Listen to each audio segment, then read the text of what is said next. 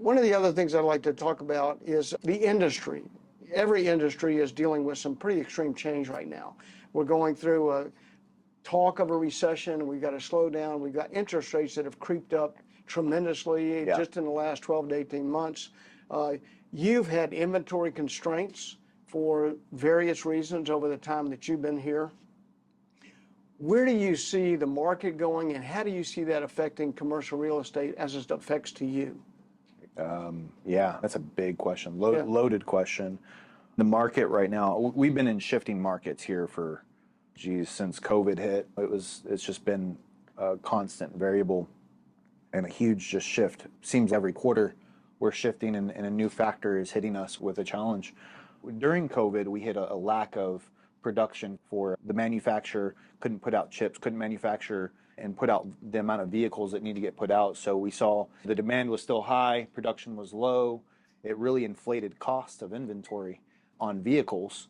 Real estate held strong because at that time we had a lot of capital flowing through the market. There was a response there where people were given stimulus and people were been given the PPP funds and all of this relief. And so business owners, regular consumers, regular people that are going back to and from work, everybody was seeing a lot of cash in 2021. So our portfolio of auto loans was performing the best it's ever performed in the last, from what I hear, in the last 2 decades, the best it's ever performed. People had the cash flow to make the payments and to upgrade. Yeah, and now you're seeing, you probably saw too in 2021, you saw real estate volume up because you've got title companies also making their cuts because they're seeing the transactions go up. Everybody's making their money everywhere because volume is up. But then, and interest rates were still low. Yeah, interest rates were low. We didn't have that inflation, the results from inflation yet. So, once the results from inflation came about, Federal Reserve responded and said, look, we're gonna have to hike these up. We're gonna have to hike the rates up. And as that started happening, that's when you saw a big shift in real estate. That's when you saw transaction levels come down and everybody felt it. Investors and you name it, everybody felt it. In the car business, when the rates started to increase or hike up, those who have credit facilities against their portfolio, they're starting to see prime rate start to rise and they're starting to pay higher cost to operate their business, to borrow money.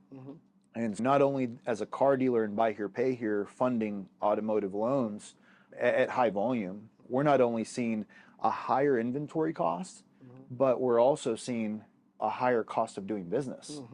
And that hurt. So 2022 came and now you're starting to see all that. And that started to balloon up loan balances. Not only that, once the money ran out, there was just another factor here. The cost of living went up.